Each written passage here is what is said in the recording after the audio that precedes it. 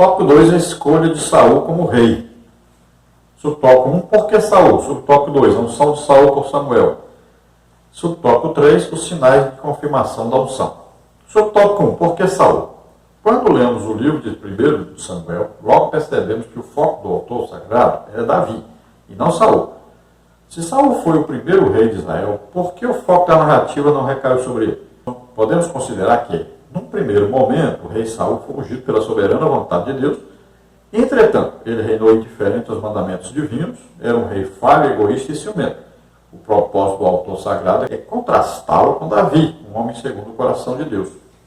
Então veja que Davi ainda não tinha idade para assumir a monarquia, o reinado em Israel. Mas nós vemos que a ênfase do livro de 1 de Samuel é fazer com que Saul apareça como alguém que tinha problemas e que deveria ser substituído por Davi. Então a ênfase aí está em Davi, é mostrar que Davi era melhor do que Saul. E é isso que nós conseguimos entender aí, né? Entendemos que, primeiro, o plano de Deus é um profeta, é Samuel, seu representante. O povo pede um rei, é dado um rei segundo eles queriam, aparência exterior, mas que no início foi bom rei, mas se mostrou um mau rei porque o seu coração não era bom.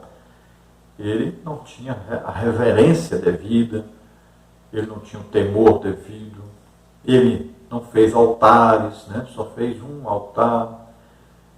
Ele não era um homem de oração realmente, de consagração, não era um homem que estava sempre pedindo a Deus, a opinião de Deus, não consultava a Deus. Ele errava e não tinha um real arrependimento. E nós vamos ver que ele era desobediente a uma ordem de um profeta que representava Deus. E também vamos ver que ele foi consultar, então, uma feiticeira, né? Uma adivinhadora, uma mulher que se dizia ser, então, uma autoridade espiritual que podia falar com os mortos. E isso é proibido, né? Está escrito em Deuteronômio. Entre ti não se achará quem consulte os mortos. Lá está escrito bem claro, aí você veja Deuteronômio, né? Capítulo 18, falando sobre isso. É proibido pela palavra de Deus consultar mortos, consultar médiuns, né? Jogo de baralho, esse negócio de búzios, de ler a mão, consultar astros, negócio de horóscopo. Tudo isso é proibido e está lá registrado na palavra de Deus. Você veja aí no slide que nós vamos disponibilizar para você. Saul sabia disso, tanto é que já até usou juízo sobre as pessoas, conforme diz a Bíblia, que deveria matar essas pessoas que mexiam com isso. E ele mesmo foi consultar. Então, ele mesmo se condenou porque ele estava fazendo uma coisa que ele sabia que era totalmente contrária à palavra de Deus. Então, nós vamos ver que Davi já era um homem segundo o coração de Deus, errou várias vezes, mas ele tinha um real arrependimento, um sincero arrependimento, e sempre ele queria consultar Deus, ele queria exaltar Deus, adorar a Deus, glorificar a Deus, ele tinha sempre a intenção de agradar a Deus, sempre esteve assim. Então ele errava, mas se arrependia, pedia perdão, ele intercedia pelo povo, ele fazia tudo possível para agradar a Deus. Subtópico 2, a unção de Saul por Samuel. Na unção de Saul, alguns detalhes devem ser destacados. Samuel beijou em sinal de afeição e admiração pessoal. A unção era feita com azeite de oliva. A cerimônia simbolizava a investidura divina para o exercício do cargo. Os que são separados por Deus para a sua obra têm a unção do Espírito Santo, a capacidade que vem do alto para o exercício do santo ministério. Como está em Efésios 4, 11 e 14. Hoje, não necessitamos do azeite para a separação de obreiros para o ministério da palavra. Basta a imposição de mãos do presbitério, como está em 1 Timóteo 4, 14, 2 Timóteo 1, 6. Então vamos ver que Samuel, profeta, representante de Deus, quando ele vai então ungir Saul como rei, ele derrama ali o azeite, né, sobre a cabeça de Saul, assim como depois ele vai fazer com Davi. Mas veja bem que ele beija Saul, então, aqui o comentarista fala da sua admiração por Saul. É claro que ele não conhecia antes Saul aqui, né?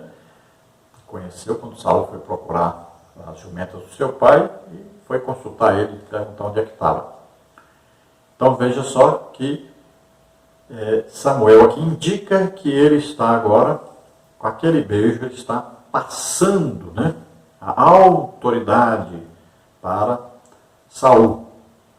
Ele está diante do povo, com aquele beijo, dizendo que ele está fazendo uma coisa autorizada por Deus, que Deus ama aquele homem que vai assumir. Isso diante do povo era muito importante. E com a unção do óleo, então vem o quê? Vem a parte espiritual, a parte que as pessoas não veem. A pessoa vê o azeite, né, sobre a cabeça da pessoa, mas não vê o que está acontecendo internamente. E nós vamos ver que Deus, ele muda o coração de Saul. Saul vai até os profetas, profetiza junto com eles. Então, ali naquela unção, Deus está capacitando espiritualmente aquele homem. Aquele beijo representava, então, a parte humana, né? E a unção representava a parte espiritual. Hoje não se usa mais. Paulo, ao citar ali o chamamento das pessoas, que ele, o presbitério, a direção da igreja orava, né? Ele não cita se havia unção. Pode ser que sim, pode ser que não. Mas ele não cita. O importante é que seja o quê? Impostas as mãos sobre eles. Lá na reunião, né, dos profetas, ali, doutores que estavam reunidos em oração e jejum, só diz que eles impuseram as mãos sobre Barnabé e Saulo e enviaram, então, eles para a obra de Deus. Então nós vamos ver que no Novo Testamento não tem essa exigência, né? E parece que não tinha mais esse costume de colocar óleo. Mas, na igreja, então, hoje, são separadas pessoas para o exercício do ministério. É evidente que a escolha hoje, existe uma escolha eclesiástica, que são os homens que escolhem, e existe os ministérios que são dados por Cristo da igreja, são pessoas dadas por Cristo da igreja. Os profetas que profetizaram a respeito da vinda de Jesus, da morte de Jesus, da ressurreição de Jesus, esses duraram até João Batista. Agora, a partir daí, tem os profetas da igreja. É um ministério, como está em Efésios 4:11. É um ministério. Assim como existe pastor, todo mundo aceita que tem pastor? Pois é um ministério, está lá em Efésios 4:11. Existe evangelista? Todo mundo aceita que existe evangelista. Pois é, Efésios 4:11 diz que existe evangelista. Existe um professor ali, um especial, aquele que é ungido por Deus, um professor que ensina bem, que se destaca, que ensina na unção do Espírito Santo, é um mestre que a gente fala. Existe. Todo mundo aceita? Aceita. Pois é, do mesmo jeito que existe apóstolo e do mesmo jeito que existe profeta. Existem as pessoas escolhidas por homens, não foi Deus que escolheu, assim como os reis de Israel, depois de Davi, né, passaram a ser o quê? Filhos, né, que assumiu. O Salomão, Deus disse que realmente Salomão iria assumir no lugar de Davi. Tudo bem. Daí para frente começou o quê? O filho mais velho é que assumia. Não era Deus que estava escolhendo, era o filho mais velho que assumia. Um pai às vezes era bom, mas o filho não prestava. Às vezes o pai era ruim, mas o filho era bom. Às vezes o pai era ruim, mas o filho era bom. Então, foi assim. Às vezes nós temos na igreja um profeta que ninguém sabe que ele é um profeta de Deus. Ele às vezes nem diácono ele é. Porque não houve ainda uma percepção espiritual por parte da liderança de que aquela pessoa tem um ministério dentro da igreja. Você pode encontrar pessoas aí, são pessoas que visitam as outras pessoas, aconselham as pessoas, cuidam das pessoas, conduzem as pessoas à igreja. Ele faz um trabalho pastoral, ele cuida realmente das ovelhas. Mas ele não é nem diácono. Subtópico 3, os sinais da confirmação da unção. 3 são os sinais que confirmaram a unção de Saul como rei de Israel. Saul encontra as jumentas perdidas de seu pai, ele encontra 3 homens no Monte Tabor, um levando 3 cabritos, outros 3 bolos de pão e outro um odre de vinho, e a capacidade de profetizar pelo Espírito de Deus. O primeiro sinal representava o trabalho que o rei teria, o segundo apontava para o sustento divino para a tarefa de Saul, e o terceiro, o rei reinaria sobre o Espírito de Deus, e assim salvaria Israel dos seus inimigos. Quem é chamado para o ministério precisa aplicar seu trabalho, como está em João 5,17. Sustentar-se pelo alimento sagrado, a palavra de Deus, Deuteronômio 8,3, Mateus 4,4. E estar cheio do Espírito Santo, Efésios 5,18. A jornada ministerial é pesada, por isso é preciso estar centrado em Deus em todo o exercício ministerial. Então vemos aí uma das interpretações sobre aquilo que aconteceu, né? Saul procurando as jumentas, nós vemos aí Saul aí no Monte Tabor, encontrando com pessoas que lhe dão pão para comer, e vamos ver Saul também na casa dos profetas, sendo ungido por Deus, né, com o Espírito Santo. Então, para nós temos que saber que os apóstolos ensinaram para nós, olha, eles disseram, nós não vamos ficar aí servindo às vezes, nós vamos dedicar a quê? A doutrina e a oração. Então, é isso que um líder deve fazer. Aquele que lidera uma igreja, um departamento da igreja, alguma coisa, ele tem que estar ocupado nisso. Ele está estudando a palavra de Deus e sempre está orando. Nós estamos vivendo um momento difícil na igreja porque falta muito isso. As pessoas hoje aceitam Jesus, mas não querem ler a Bíblia. Não querem orar. Então é difícil. E liderança da igreja, quantos pastores, quantos dirigentes de congregação não oram nem uma hora por dia? É uma coisa absurda, mas não oram nem uma hora por dia. Também não tem tempo de ler a Bíblia. Estão trabalhando, muitas vezes, né? E dirigindo a igreja ao mesmo tempo. Nós sabemos que isso não dá certo. A igreja não cresce, o trabalho pastoral não é feito corretamente, né? Sabemos disso. Deveríamos estar muito à frente. O Brasil hoje era para ter metade da população, pelo menos a metade, salvos, crentes salvos. Mas, infelizmente, estamos aí com vários dirigentes de igreja que estão trabalhando para se sustentarem. Então, quem tem que sustentar os pastores, os presbíteros, aqueles que dirigem as congregações, tem que ser a igreja. Então, o pastor tem que ter tempo para visitar as pessoas, aconselhar os casais, aconselhar as pessoas, né? Evangelizar, discipular, tem que estar sempre lendo a Bíblia, estar sempre orando. É inadmissível que um dirigente de uma igreja, um pastor, não ore pelo menos uma hora por dia e não leia a Bíblia pelo menos uma hora por dia. Isso é inadmissível. Mas é o que acontece. E todos já sabem a fórmula. Todos já sabem. Jejum, oração, estudo da Bíblia. Todos já sabem isso. Não tem como ter uma vida de comunhão com Deus, de ser instrumento de Deus, se não houver essas três coisas. É jejum, oração, estudo da Bíblia. Tópico 3, o rei que o povo escolheu. Nós sabemos que, na verdade, não é o povo que escolheu, né? Foi Deus que escolheu. Subtópico 1, uma escolha pautada na aparência. Subtópico 2, os direitos do novo rei. E subtópico 3, o novo sistema político e o aspecto teológico. Subtópico 1, uma escolha pautada na aparência. Saul rejeitou a palavra do Senhor. Assim, brevemente, Deus daria ao povo um rei segundo o seu coração. 1 Samuel 13, 13, 15 e 23. Entretanto, para o povo, Saul era um candidato que enchia os olhos. Fisicamente era um homem notável, 1 Samuel 9, 2. O povo não via nada além do que a aparência humana, mas Deus, que sonda todas as coisas, conhecia o coração de Saul. Mesmo não sendo um rei ideal do ponto de vista divino, Deus o designou e o nomeou. Então veja bem, Deus escolheu Saul sabendo quem era Saul. Então Saul tinha tudo para dar certo. Agora o povo olhou para Saul e viu a aparência de Saul e ficaram satisfeitos. O que aconteceu foi que Saul não fez do jeito que era para fazer, não seguiu o que tinha que seguir, não foi obediente do jeito que deveria ser obediente, nem teve temor de Deus do jeito que deveria ter. Mas quem escolheu Saul foi Deus. Olha, quem escolheu Judas? Jesus. Era para Judas prestar? É claro. Tem gente que acha que não. Jesus escolheu o Judas. Judas já estava predestinado para ser o traidor. Jesus já sabia disso e escolheu ele para fazer isso mesmo. Não é assim. Deus sabia? Sabia porque Deus é presciente, sabe o futuro. Jesus escolheu aqueles homens para serem apóstolos. Eles andaram com Jesus, ouviram os ensinamentos de Jesus, viram os milagres de Jesus, e eles também foram usados também para falar o Evangelho, para também fazerem milagres, em nome de Jesus. Todos eles. Então, se um não quer prestar, é ele que não quer prestar. Não é Deus que escolheu ele para não prestar. Não é isso, não.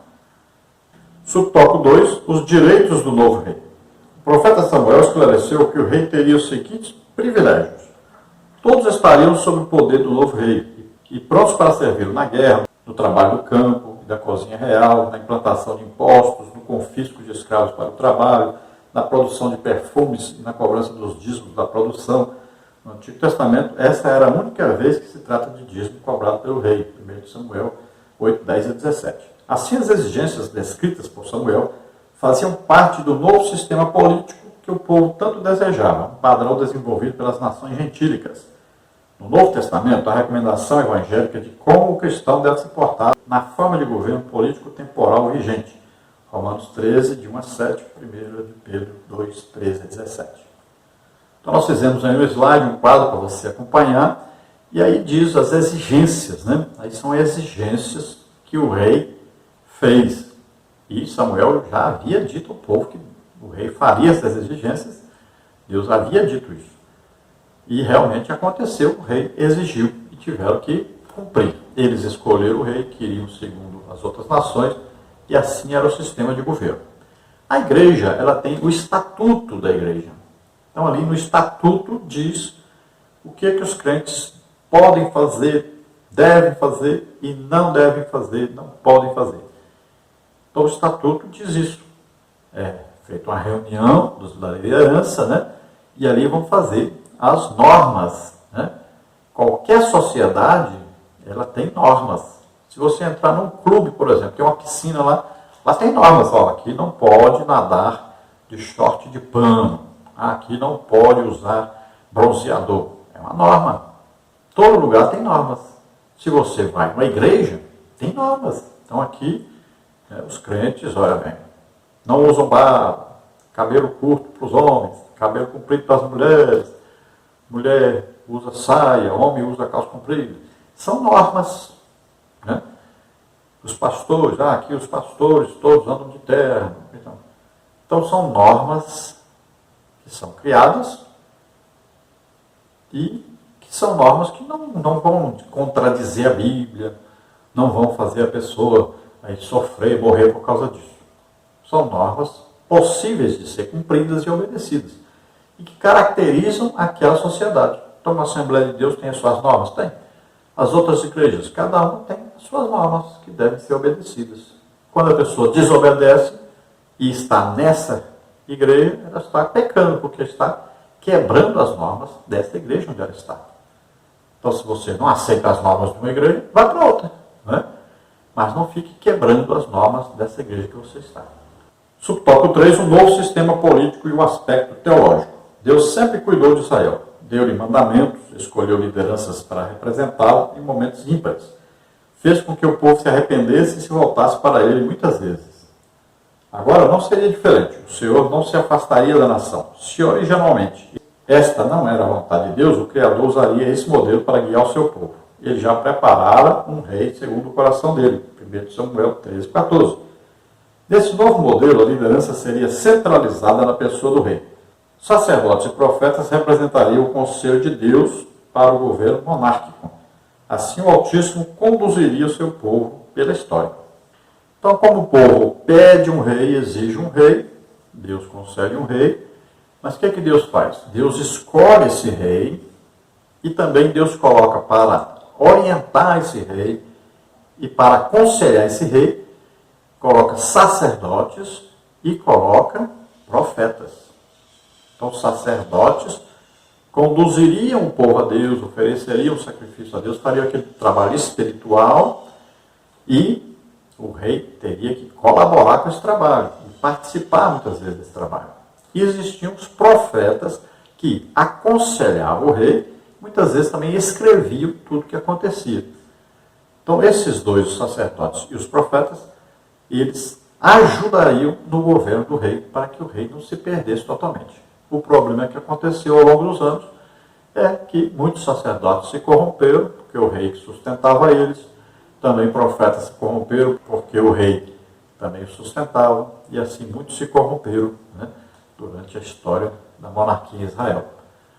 Mas aqueles que quiseram seguir a Deus, eles foram bem e Deus fez uma grande obra através deles.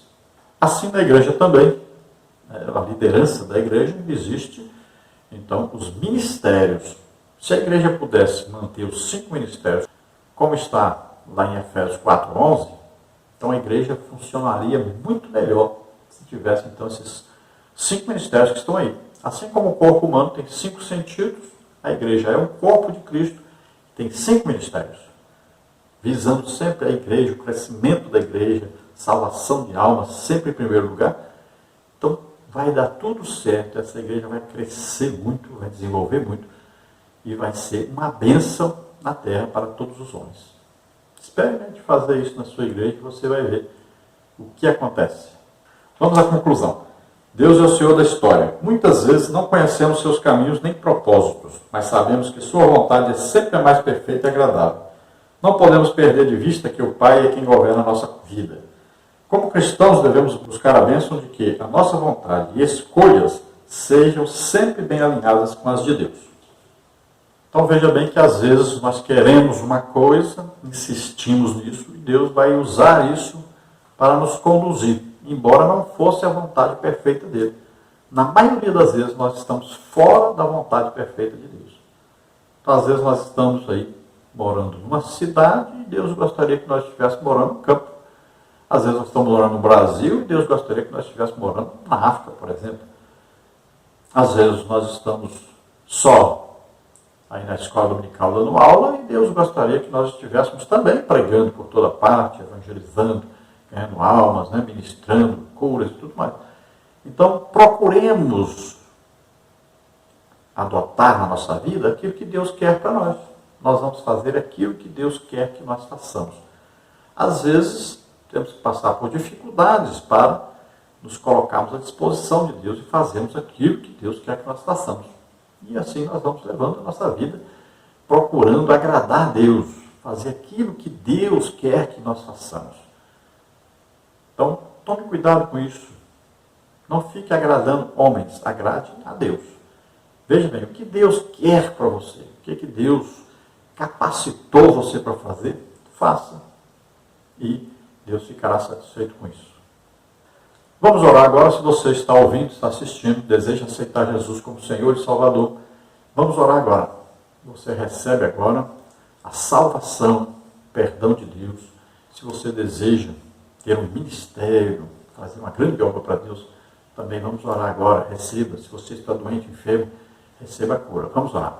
Pai querido, esses que se chegam a Ti agora, te pedimos, salva, Senhor. Ó Senhor, enche-os do Espírito Santo agora, toca neles.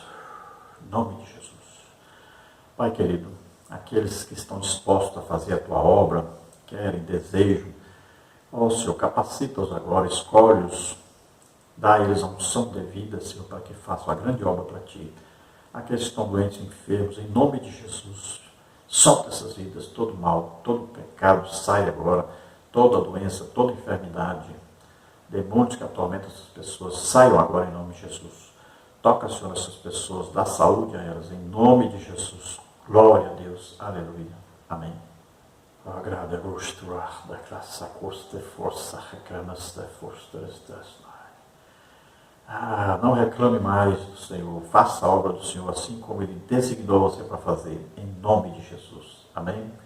Glória a Deus.